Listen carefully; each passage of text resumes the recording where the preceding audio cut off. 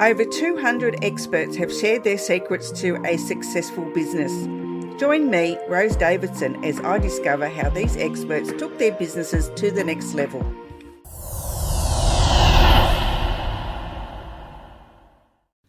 Talking with the experts. Welcome to Talking with the Experts. Talking about all things business by business owners for business owners. Episode 250 with Mark Grant. Right now, they'd be getting the credit card bill and they'd be thinking, oh my goodness, how am I going to pay that bill and not incur 18, 19% that they would if they don't clear the bill in full? So, I'm going to mention a fair bit of data this afternoon, transactions, and probably the other thing that people are making over 6 million transactions through EFTPOS terminals at the moment. So there's about 760,000 terminals across the country. So if you are in a business, the thing that I would be suggesting that you do is, if you have not had regular contact with your bank, you make a point of doing so. Because with my background, coming from that background, I know for a fact the banks are not as proactive as they should be in going to their clients and saying, hey, Rose, you've had an EFTPOS terminal with us at the ANZ for the last 4 years. You're currently on 2.8%. We really value your business. We'd like to give you 1.9.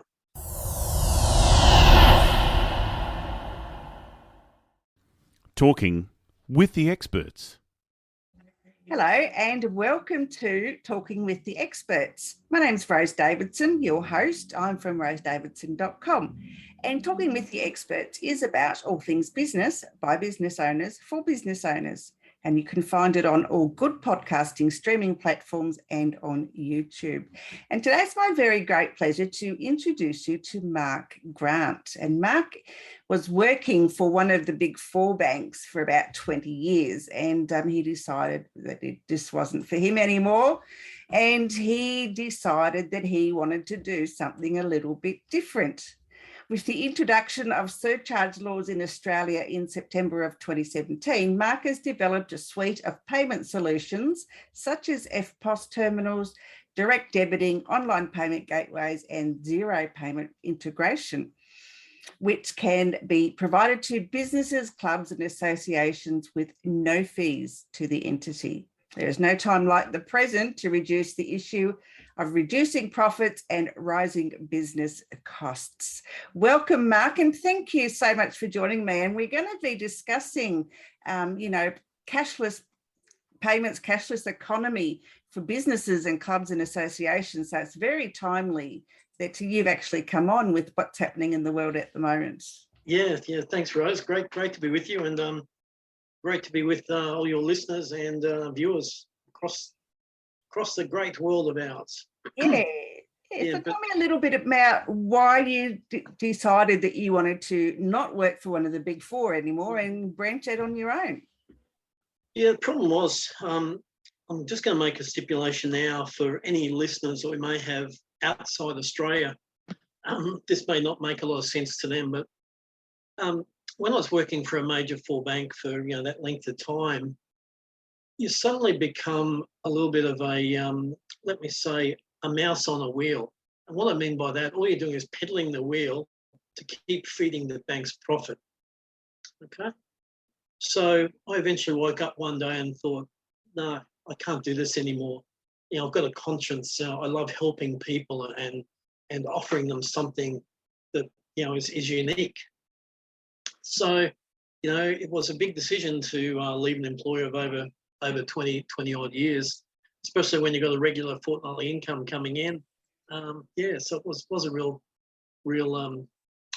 decision to make, and something that took a little while to get over. But as they say, I left thinking that I'd have a few months to,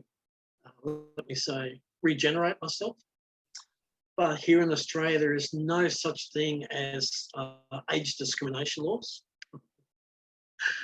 What I mean by that, I had over 140 job interviews here on the Gold Coast where I live with no, I applied for 140 with no interviews. So yeah, I can totally relate to that. I mean, I was in my, I had just turned 40, and I applied for, I think I kept all the applications. There was like 400 and something, and I think out of the 400 I got about 5 interviews, because as soon as they knew that I'd been in the industry for such a long time, they wanted young girls with short skirts, and that's the truth of it. They don't want us old in the tooth, because and which is really silly, because we have more knowledge than the girls in the short skirts, but they want to train them and brainwash them, so they can't do that with us. yeah so true. So it's very common even now. I read something in the paper today, a business looking for an 18-year-old with 2.5 years experience. Oh yeah, come on, please. Yeah. Yeah, I even applied for a job. Someone wanted them to do ironing, right? But they had to be young, and they had to have like 2 years experience doing ironing. Now, please, honestly, ridiculous. Yeah, so as they say, when you can't find a job, you've got to make it. So as you alluded to earlier, with surcharge laws being introduced here in Australia in 2017, I thought to myself, okay, there is a way, I believe, that I can marry surcharge laws with payment solutions. So obviously dealing with payment solutions for over 20 years, but it was something that was quite familiar to me. What wasn't familiar to me is how to marry and the confines of the surcharge laws. And, this afternoon we could probably talk for 2 or 3 hours just on surcharge laws here in Australia, but I don't want to put people to sleep. So let me tell you, it's a rather complex law here in Australia. It's even a law now, even to today, where I firmly do believe there are a lot of business owners out there in our beautiful country that are flouting the laws. They're not flouting them deliberately. They're flouting them because they don't understand. Most of the laws here are so confusing. I mean, I know the taxation. Well, I used to work for Australian Customs years ago, and we obviously had to monitor taxation law, and they were no whatever lie. Each volume was about this thick, and there was like 14 volumes or something, and we had to be across all of it. And if you wanted to research something, my God, it was like impossible. Yeah, no. So this afternoon, I'll talk a little bit about what some businesses may be doing in that space, and give the listeners some advice. But really today, what I'm hoping to obtain from today's podcast is that people are a little bit more insightful into how these laws can interact with their business, what they must do to actually comply with the law. Because as an example, as a restaurant here on the Gold Coast, 4 weeks ago now, they were reported for flouting the law, not charging the correct surcharge. A representative of the ACCC walked straight into their restaurant with a bill for $98,000, no questions asked. So today I'm going to try and give some clarity around how people can avoid fines of that nature. Now, are the laws uniform in each, nationwide? Yeah, it is. It is. I might as well just talk about it very quickly now. I'm going to give you a very abridged version of the law. So when the laws came in 2017, the law basically states that if you are accepting a card payment from a client, whether it be in person, over the phone, or online, that you can now pass on to that cardholder the cost of doing business for that transaction. Okay. So that's where the confusion enters the mind. Cost of the transaction, because if you talk to someone who may have as an example, a Commonwealth Bank EFTPOS terminal for a MasterCard transaction, they could be looking at 2%, someone who's got a NAB terminal, they could be looking at 1.85%. So it varies depending on volumes going through, the nature of the business and so forth. But I'll talk more about that later. But I just wanted to start off with just firstly some data that is hot off the press. And this is, I hope this gives some context to what we're going to be talking about. So in November 2021, only 2 months ago,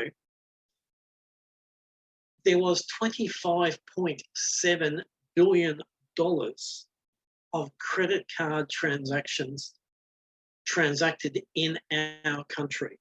Now, that is the highest volume of credit card transactions in over 19 years. Why?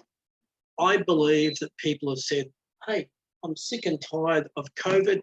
I'm going to go on a splurge. I'm going to go and spend. And because it's close to Christmas too, because... Yeah, absolutely. In November, that's what we're doing. We've got Christmas in our mind. For those listeners who use debit cards, and there's a lot of us out there, this will blow you away as well as it did with me. $43.1 billion was spent on debit cards here in Australia during the month of November 2021. That's incredible. That is absolutely mind-blowing. And they reckon there's no money here. Honestly, there's got to be. Well, with debit cards, you can't just, yeah. You've got to have the funds in the bank before you can use your debit card. So there has to be money. Yeah, absolutely. And I think, now people, I think why the discrepancy between spending on credit card as to debit card, I think a lot of people during that part leading into Christmas were concerned about, okay, COVID, how long am I going to be out of my job for? I'm still going to have to pay my rent payments, my home loan payments. I'm just going to use my money I've got so I can keep closer, let me say, capture of those funds rather than just, putting on credit. And suddenly, right now, they'd be getting the credit card bill and they'd be thinking, oh my goodness, how am I going to pay that bill and not incur 18, 19% that they would if they don't clear the bill in full? So, I'm going to mention a fair bit of data this afternoon, transactions, and probably the other thing that people are making over 6 million transactions through EFTPOS terminals at the moment. So there's about 760,000 terminals across the country. So if you are in a business, the thing that I would be suggesting that you do is if you have not had regular contact with your bank, you make a point of doing so. Because with my background, coming from that background, I know for a fact the banks are not as proactive as they should be in going to their clients and saying, hey, Rose, you've had an EFTPOS terminal with us at the ANZ for the last 4 years. You're currently on 2.8%. We really value your business. We'd like to give you 1.9. So when you're thinking about a 0.9% difference on what the bank is charging you for the transactions you're processing on their behalf, that's quite substantial and can lead to a substantial amount of money going back into your pocket at the end of the year. So, and that's what I find day in, day out, is that people are starting to, their margins are being shrinked continually. And, people are thinking, well, what can I do to remain profitable? Because at the end of the day, I'm in business to make a profit, not to make a loss. So it's pretty, but when we talk about cashless society, it's been reported in the press that by 2024, that they are expecting that we will be cashless here in Australia. Now, it depends on who you talk to, and everyone's opinion is different. Here on the Gold Coast, I won't mention for what reasons, but I believe here on the Gold Coast, there will always be cash in our economy. And yeah, I'll leave that. I'll leave that there. I'll park Let's that. say though, with the tourism though, not everyone would have a card and they would be bringing cash or have access to cash. Where, and they started the cashless thing with the unemployment benefits, and they're trying to bring that in so people aren't using cash. I don't believe in it myself. I think it's wrong that you take away that ability from people to manage their own money, but that's the government for you. Just Absolutely, and it's that case too. Where with the the facts and figures I've studied and what I've seen and what I've heard, I do a lot of reading about our economy and so forth. And look, the way we're going, it's pretty much that. And the classic example is that here on the Gold Coast, I went past a busker only yesterday, and the busker had his own FPOS terminal beside where he was playing his guitar. So he is obviously thinking that way. But if we go cashless, where I think the industries are going to be disadvantaged, one of them is charities. There's a lot of charities accept cash donations. Like for instance, I've come across a charity only in the last 2 months that for every $10 that is donated to it, its bank charges it 22 cents minimum per $10 spent. So in my eyes, if you've got a charity, they're a not-for-profit, and their bankers should be looking at providing that charity with a more cost-effective means of accepting cash donations. I sort of expect so. That's a lot. Substantial. It's ridiculous. Absolutely, 22 cents for every $10 donated. So it's like a quarter of their money nearly is gone. Like the quarter of $10 is gone. It's 22 cents per $10 spent. Yeah, that's ridiculous though, isn't it? So, yeah, and this particular charity is one of the largest in Australia too. And you think, millions of dollars per year that they're getting donated to them.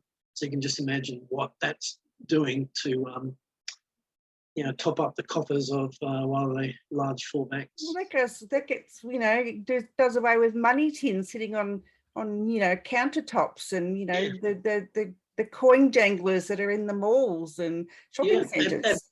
Absolutely, and it's also the case too that when I talk about a cashless society, you only have to look at the increase in the likes of Afterpay. People starting to look at those Afterpay as a way of funding their purchases. So that Afterpay is another form of a cashless society. Or Zip Pay. Exactly. I love them both. I think they're great. They've got their places in the market as long as you fulfill the requirements. But when I'm also talking about a cashless society, I personally have seen for myself a restaurant based in Brisbane that has a sign, probably 3 foot by 2 foot on their front door. Cash payments refused at this establishment. I know a lot during COVID have refused cash payments because of the risk of handling money that that someone with COVID's handled, and they only do, well, they don't say banned, they just say card payments preferred. Yeah, exactly right. So I'm never going to tell someone how to run their business. That's not who I am. But consequently, if I was someone who had, $2,000 of cash in my wallet and I was taking, 4 business friends for lunch, is that restaurant really in a position to refuse to accept a $2,000 payment for me for lunch? Not really. No, especially the way the markets, margins are, and also, how uncertain we are in our marketplace now. But talking about cash too, this is something that some more data just to put things into context is that cash payments equated for 70% of all our spending in 2007. That 70% fell to 27% in 2016, some 9 years later. So from there, you can see that there's a real adjustment to people starting to use cards. Now, people are probably listening to this podcast and thinking, okay, there's how can I, make my business, my club, my association ready for this new economy? Let's call it a new economy, because no cash in it, it's going to be a little bit unusual. So what I say to people is, like I said earlier, is that if you have a bank that you have not heard from in 12 months, please make a point of contacting them and arranging for them to review whatever payment arrangements you have with them. If you are leaving a message for them, whether by phone or by email, you're not having a response inside 24 hours, well, that's when I think you need to talk to me. Mm-hmm. Because what I will then do is, I guarantee I return all my phone calls and all my emails in the same day. But I've also got that knowledge that I understand what payment solutions could work best for you. So as we alluded to earlier on, I have 4 solutions that I've designed. My FPOS terminal first up. A couple of benefits of it is that I have a lot of people come to me and they say to me, Mark, I don't feel comfortable in charging my client a surcharge per transaction. And if that was you, Rose, I'd say, right, Rose, that's your opinion. I respect that. Let's leave that there. I have the ability still to provide you with a terminal, but where the costs are actually directed to you in your business as opposed to being passed on. So when we have a discussion, they're the sort of the 2 questions we talk about. One other thing that's very, very important when we're talking about FPOS terminals, and as I mentioned earlier, I'm here on the Gold Coast. We are the 6th largest city in the country. However, I have people here coming to me even as late as earlier today saying, Mark, I've got an FPOS terminal with a bank and I'm having 6 or 7 outages per day. Can't get reception, can't take payments. So my terminal actually gives you that peace of mind because it has a roaming SIM card built into it. So that ensures that it will continue to function directly on the signal up in our atmosphere on whatever should be its strongest. And I've had some businesses in Kalgoorlie in Western Australia who've come to me specifically for that feature. And they luckily, fingers crossed, haven't had any outages since I've had my terminal. So my FPOS terminal can function that way. It can also accept, the Moto payments, pay watch payments, ring payments, all the technology. So, yeah.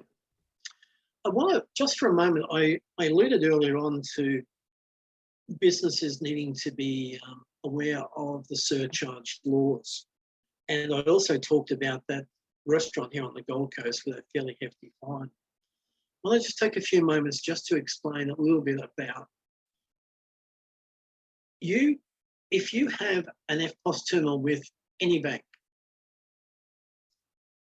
the surcharge laws state that you can pass on your own private surcharge to every card holder. The only problem that you face is knowing how do you need to comply with the law? What rate do I need to charge? So I'm going to just touch on a real life example. Pardon me. So in October last year, I walked into an independent hardware store on the southern suburbs of Brisbane. As I was about to walk into that hardware store, there's a sign stating every credit card transaction will incur a 3% charge. Me being in the business I'm in, I'm thinking, nah, this is a business that's not, not so much flouting the law. I don't want to use that word. In my own mind, I had this as a business that didn't understand how to comply with the law. In talking to the business owner, that's exactly what was the case. So as an example, this particular business owner had his terminal with the National Bank.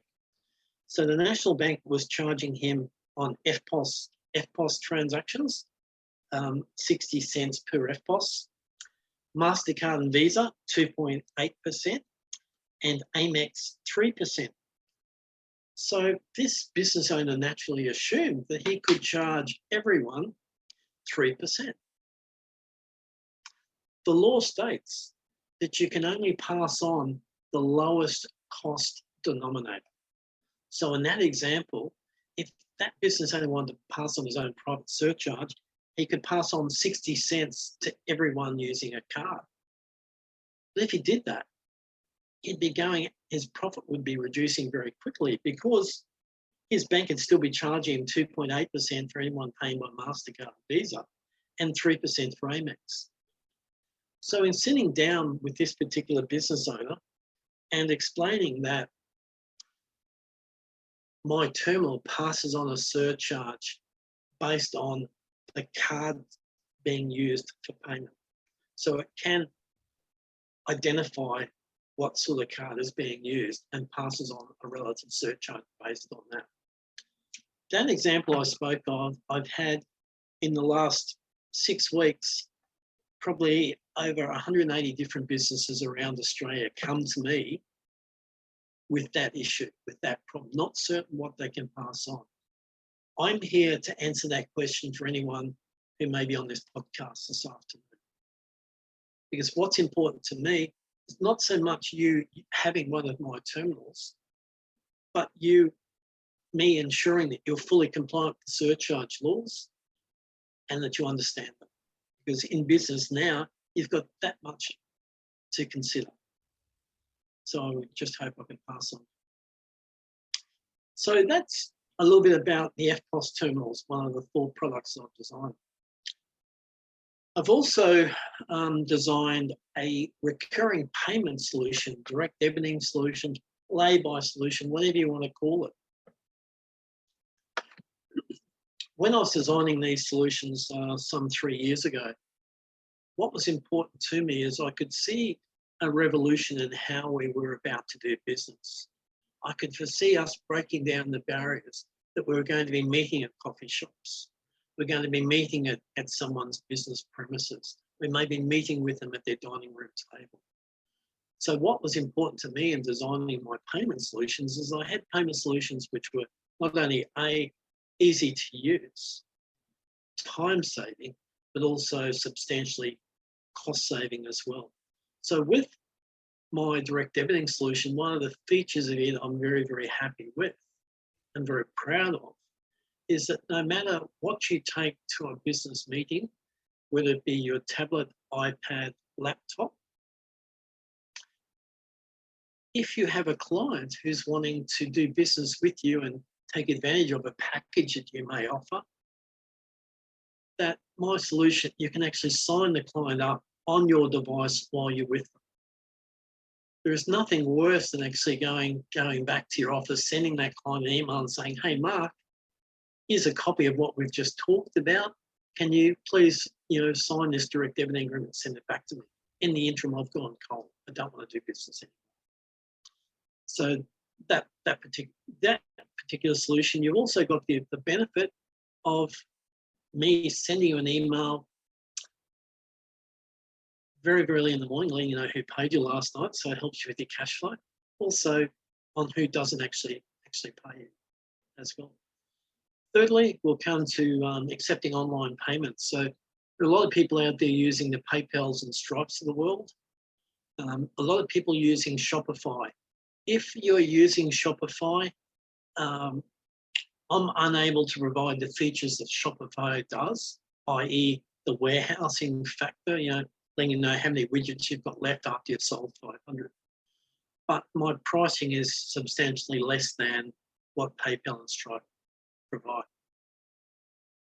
Lastly is with my zero payment solution. So I know that a lot of people are out there using zero accounting software, and a lot of people are not putting on that particular invoice when they email it out to their client payment terms or how to be paid. So that's with my solution I provide a Pay Now tab up in the top left-hand corner. So when you email that invoice out, it gives the client the ability to click the Pay Now tab and gives the client 4 different options on how to pay you. From a credit card, BPay, from a bank account, or I'm just thinking of, sorry, I'm just tongue-tied at the moment. All right, you'll think of it. Yeah. So it gives you that peace of mind.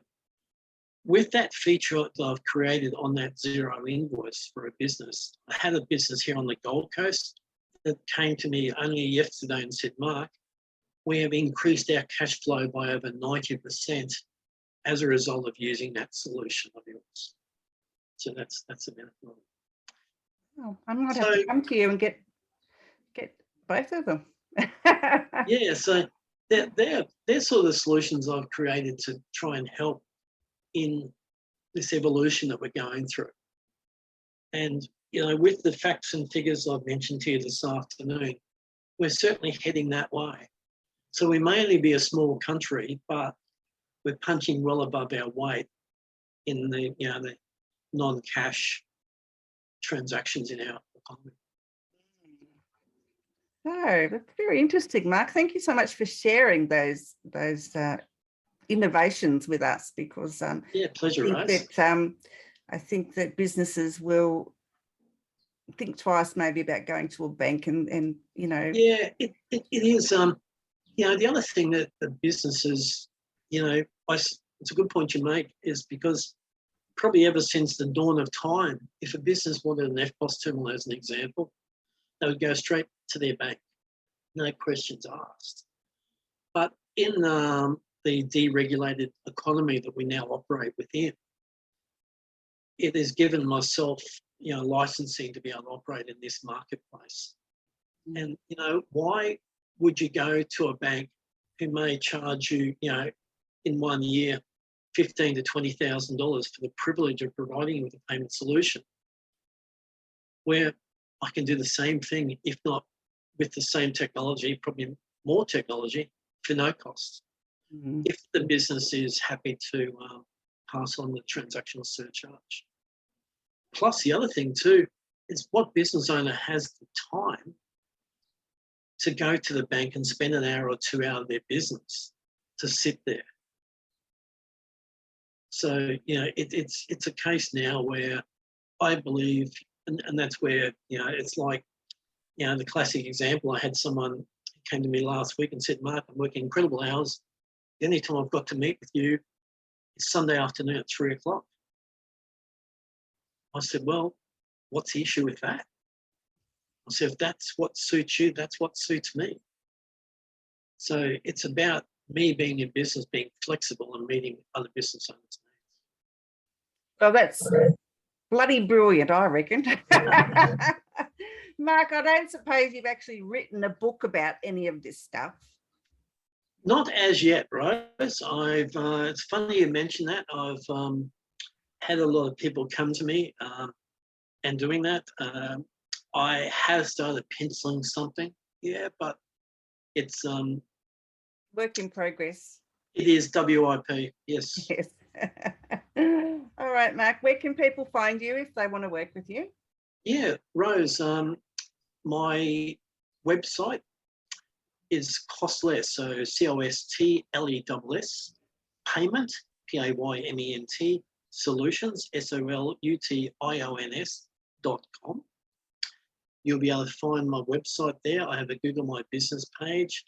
My mobile number is 0419 762 478. Are you licensed only to work in Australia, or can you offer these services to overseas clients? Thank you for a great question. I can provide my FPOS terminal and my direct debiting solution to businesses operating out of Australia. However, the proceeds from both those payment solutions must go into an Australian domiciled bank account. For those that are overseas, then the precursor to the mobile number is +61, and 61, yeah. Mark's mobile number and minus the 0. That's right. And then the last way of contacting me is obviously by email, which is mark, M-A-R-K, .grant, G-R-A-N-T, at costlesspaymentsolutions.com. Perfect. I'm Any also final on- words? Any final? Oh, sorry. I know you're Yeah. on LinkedIn and all those other great Yeah, LinkedIn, places, and Facebook. and Well, all of those. That's Probably how the we. other thing I'd like to mention, I'd just like to once again impart a little bit of my knowledge. And I know we've talked about payment solutions this afternoon. If you're in Australia and you have either a home loan, investment property loan, or commercial loan, and you have not heard from your bank inside 12 months, I strongly recommend that you make contact with them, because there would be every likelihood, pardon me, that they could look at a reduction in your rates. So there is another way of you saving money and trying to ease the constraints of the family budget, which is quite hard. The same. Many of the utilities, if you ring them, they will talk to you about reduction in whatever it is, but they won't offer it. Most usually, most times they won't offer. You have to ring up and make contact. Yeah. And probably the other probably my closing word would be, it costs nothing to talk to me.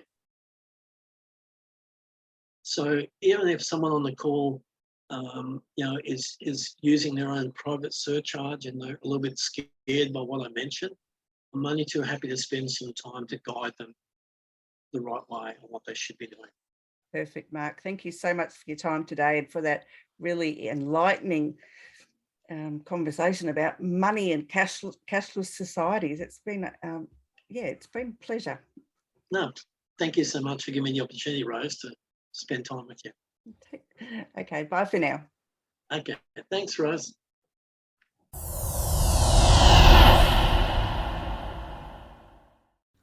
Talking with the experts. Thanks for joining me on Talking with the Experts. Make sure you subscribe through your favourite podcast app or on YouTube, and check out my Patreon page for more value for you, or you can buy me a coffee. My name's Rose Davidson from rosedavidson.com. I look forward to your company next time when I'm talking with the experts.